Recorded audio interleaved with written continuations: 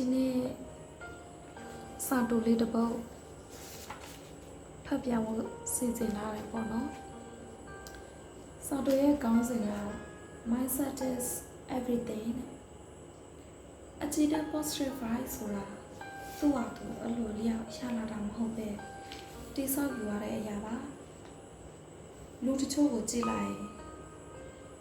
ပင်ကိုအကြည့်တဲ့အခန်းရှိတယ်လို့ထင်ရတယ်မဟုတ်လားအဲ့ဒါ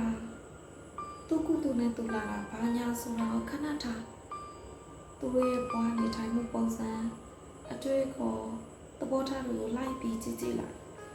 အပြုသဘောဆောင်တဲ့မူရတွေအပြုသဘောဆောင်တဲ့သဘောထားတွေရှိတတ်ကြတယ်အကြည့်တဲ့ဆိုတာရုပ်ချောတာမချောတာနဲ့မဆိုင်ဘူးနော်အသားမဲတာပိတ်တာဝတာပူတာရှည်တာဆင်းရဲတာ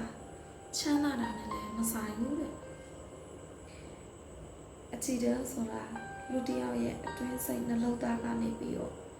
ရှောင်ပြန်ဟန်လာတဲ့ဓာတ်တစ်မျိုးပဲအကြည့်တဲ့ရှိတဲ့သူတွေဟာညနာလေးမြင်ရတာနဲ့ကိုအေးချမ်းစေတယ်အတန်လေးကြားရတာနဲ့ကို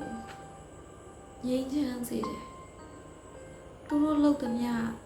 ပြောသမျှအရာတိုင်းကပုံစံတစ်မျိုးနဲ့ဆွဲဆောင်မှုရှိစေတယ်စသဖြင့်ပေါ့အကြည့်တဲ့ရအောင်ဘယ်လိုလုပ်ရမှာလဲကျမကိုခဏလာမေးကြတယ်အကြည့်တဲ့ရအောင်မျက်နှာကိုအလားတွေပြင် skin care တွေလုပ်ရမှာလားတဲ့ no လူတစ်ယောက်မှာအကြည့်တဲ့ရဖို့ပထမဆုံးလုပ်ရမယ့်အလုပ်ကစိတ်ကိုပြင်ဖို့ပါကိုယ်စိတ်ကိုပြန်ကြည့်ဖို့လိုတယ်အတွင်းစိတ်မှာဘာတွေသိစီပူလောင်ထားမိတာလဲနာကျင်မှုတွေမုန်းတီးမှုတွေ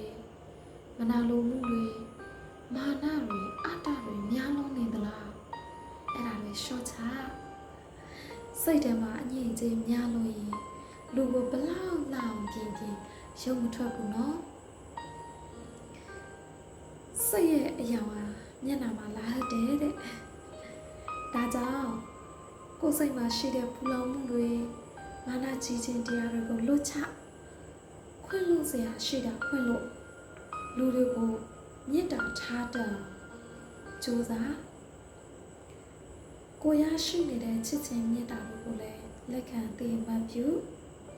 ကျေးဇူးတရားကိုချီးမွမ်းတဲ့အမြဲလေးခြင်းပါ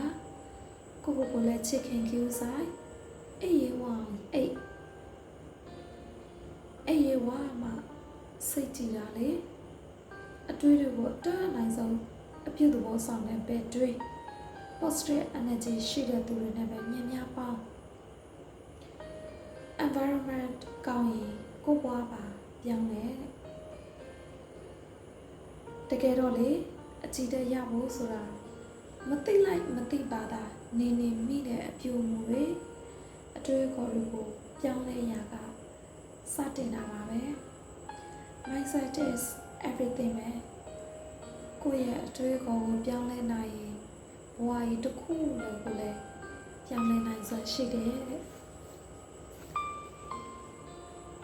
ဒီစာလေးမှာဘာတွေရခဲ့လဲဒီစာတူလေးမှာဘာတွေတွေးမိလဲကိုဘာတွေပြင်ဖို့လိုသေးလဲအဲ့ဒါတွေကိုပြန်ပြီးတော့သုံးသပ်မိတယ်မိတ်ဆွေတို့တကယ်ချင်းတို့အနေနဲ့လည်းဘာတွေရှားလိုက်လဲဆိုတာကိုကိုမမဖြစ်ကိုကြုံတွေ့ခဲ့ရတဲ့ဘဝအတွေ့အကြုံနဲ့ပဲဖြစ် sharing လုပ်ပြီး